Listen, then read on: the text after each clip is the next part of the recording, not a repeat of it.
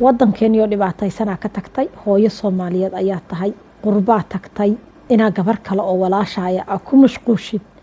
iyo inaa qabiil ku mashquushid iyo inaad nin caysid ninku furay ama nin marku xumeeyey ha ahaado adiga nin aad ilmo u dhashay ama ninaa soo guursatay inaa caysid camala ahayn malihidiin miyaa. assalaamu calaykum waraxmatullaahi wabarakaatu. bismillaahi raxmaani raxiim. dhammaan asxaabta aada idiin salaamaya, asxaabtay hore oo ila joogtay iyo asxaabta cusub oo igu soo biirtay oo samsam iyo ifraax iiga yimid. waxaan leeyahay aada u mahadsantihiin. samsam iyo ifraaxna waxaan leeyahay habar aada u mahadsantihiin, kama daalayo inaan idi iraahdo aada u mahadsantihiin. sidoo kale arrimaheena asna hadda ka hor aan maalin is aragno u sheegay, si qalbi wanaagsan ayuu ii soo dhaweeyey, janaalkiisa igu casuumay. adna waxaan leeyahay maama aada u mahadsan tahay. intaa ka bacdi maanta mowduuc waxaan rabaa inaan ka hadlo ku saabsan dumarka Soomaaliyeed, maadaama hooyo Soomaaliyeed ahay. ilaahayna waxaan ka rajeynayaa afkayga inuu ilaahay ka keenin waxaan qof inaan ku dhibaateeyo, aan ilaahay raalli ka ahayn. ilaahay waxaan ka baryayaa inaan carabkayga qofna aana ku dhibaatayn, intaasaan ilaahay ka baryayaa. marka gabdhaha Soomaaliyeed oo weliba qurba joogta baan rabaa inaan la hadlo. waddankeeni oo dhibaataysanaa ka tagtay, hooyo Soomaaliyeed ayaa tahay, qurbaa tagtay, inaa gabar kale oo walaashaya aa ku mashquushid iyo inaa qabiil ku mashquushid iyo inaad nin caysid ninku furay ama nin marku xumeeyey ha ahaado adiga nin aad ilmo u dhashay ama ninaa soo guursatay inaa caysid camala ahayn malihidiin miyaa. dadkii intay wadamo horumaray tegay oo wax qabsaday tegay, wax laga faa'iidi lahaa waa adinka. waddanka ku soo celin lahaa xirfaday soo barteen, khibrad ay soo heleen waa adinka. adinkii inaan 12 maantaba aad 90 qabiil dabada haysiin iyo inaad gabar dhigiina aa ku dhegan tihiin iyo inaad nin caynaysiin, saddexdaas yaa unbaad noqoteen gabdhihii qurbaha. intaasay soo kordhiyeen, inta aamusan oo yacni danahooda ku mashquulsan maaha, inta social media ku jirtay intooda badan ama nin bay caynayaan, faarax laga baasto, faarax hebelow kabilow adinka keenay yaa, iyo inaad gabar ku mashquushiin. maalmahan waxay haysteen oo tiktok u fadhiyeen 24 saac iyo 48 saacadood ayaa gabdho Soomaaliyeed waxay u fadhiyeen inay atirisha baadiye wax ka sheegaan, inay yiraahdaan ayaa maxaa ilmahaaga u sheegan weyse yaa.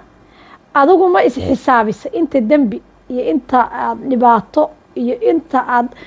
aad in leedahay, ma xisaabisa, maada xisaabin.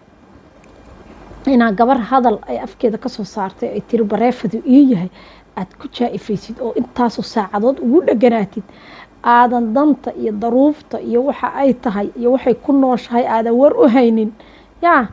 iyo daruufta u diidan inay ilmaheeda haysato adoo ogeyn yaa. siday Muscab u haysatay u jeclaan hooyo aan ilmaheeda jeclayn maba jirtaba. hooyo kastaa inay baalkaas ilmaheeda ugu jiraan way jecesha. daruufta u diidan miyaad adigu ogtahay? atirisha baadiyo yaa. markaad 48 saacadood aa qol dhex taagan tahay oo qoyskaaga iyo ilmahaaga iyo noloshaadii aad ilowday yaa, ee gabar walaashaya aad rabtid 90 inaad wax ka sheegtid, miyaan ilaahay ku xisaaminayn? miyaa garbahaaga malaa'igi saarnayn yaa ku xisaabinaya? miyaa carabkaaga waxa ka soo baxay biri lagugu amaal marinayn oo adduunka lagugu amaal marinayn? naagaha atirisha baadiye ku dheganaa maalin ayagoo nacafi dhihi doona adduunyada way dhici doontaa, waayo waa dulmiseen. qalbigeeda ayaad dhaawacdeen, qalbigeedu waxa ku jiray iyo dabka ka shidan laabteeda ma ogidin يا نايا المهاجي نايا المهاجي نايا المهاجي محاد كأكتين محاد نرشيدا كلا سعتا محا كتقانا وهويو ilmo soo dhash hooyo aan jeclayn inay ilmaheeda haysato ifka ma saarna marka bal intii ila aragtay qurba joogta gabdhaha ohow yaa saddexdaasa idinku haystaa qabiil nin in la caayo gabar kaloo walaashiina inaa ka laalaadiin oo ku dhegantihiin gabarba gabadha kale waxay jeceshaa inay riixdo oo hoos u riixdo war waxaan aragnay kuwo kub iskugu faanaya markaan fiiriyey waa gabdho qurba jooga lugahooda iskugu faanaya jirkooda iskugu faanaya waxaan aragnay kuwo kaba iskugu faanaya haddaan fiiriyey waa gabdho qurba jooga waxaan aragnay kuwo dahab iskugu faanaya iyo lacag waa gabdho qurba jooga waxaan aragnay kuwo alaabta guriga taalla iskugu faanaya waa qurba joog hadda dharkaas sida tiina ma fiyoobidiin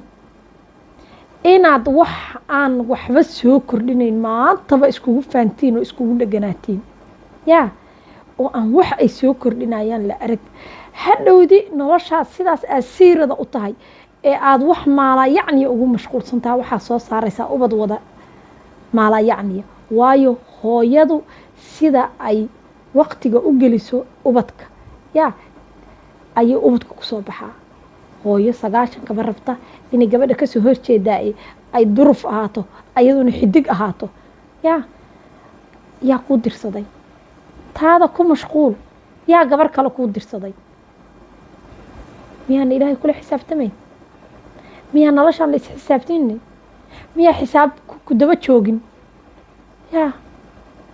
dulunka ilaahay raalli kama aha gabadhaa waa dulmiseen atrisha baadiye waa dulmiseen dulunkaasna ilaahay raalli kama aha waana idinka jaraya ilaahay maalina maanta ahayn wuu idinka jaraya waxaa idin daba dhigay ee aad 48 saacadood qolol u saarnaydeen ilmaheeda hadday tiri waa bareefad maxaa kaa gala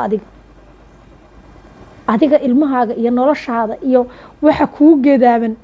haddii banaanka lasoo dhigi lahaa lasoo xisaabin lahaa meeqaa in leeda 100% qof ama jiro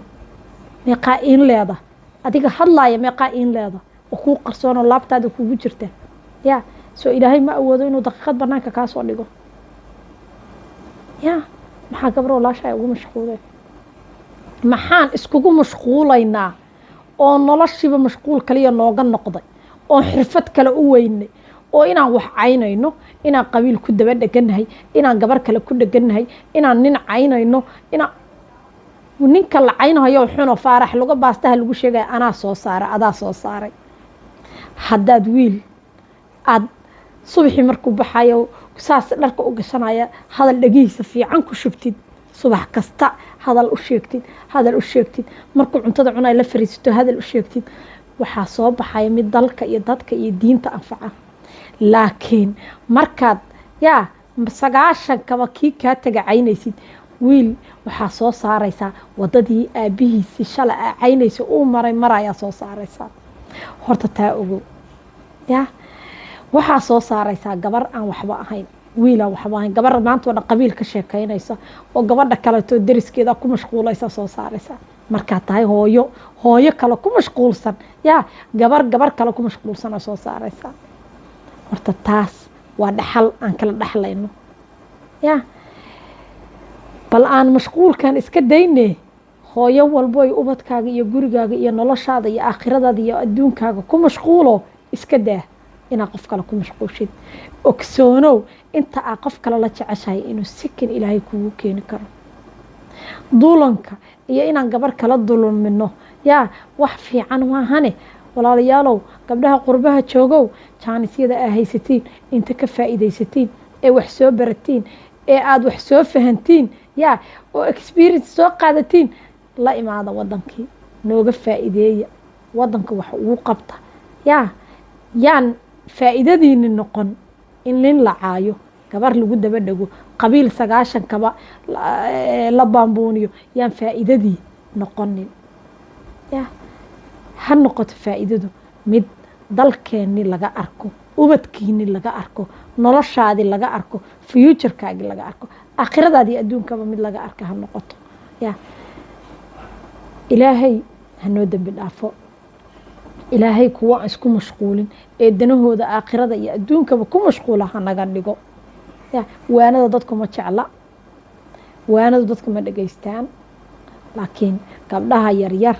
ee aan korinayno ha noqdeen kuwa aan gabar kale ku mashquuline dantooda ku mashquulo aan soo saarno intaasaan idin leeyahay dhammaantiina aadaan idiin salaamayaa asalaamu calaykum waraxmatullaahi wabarakaatu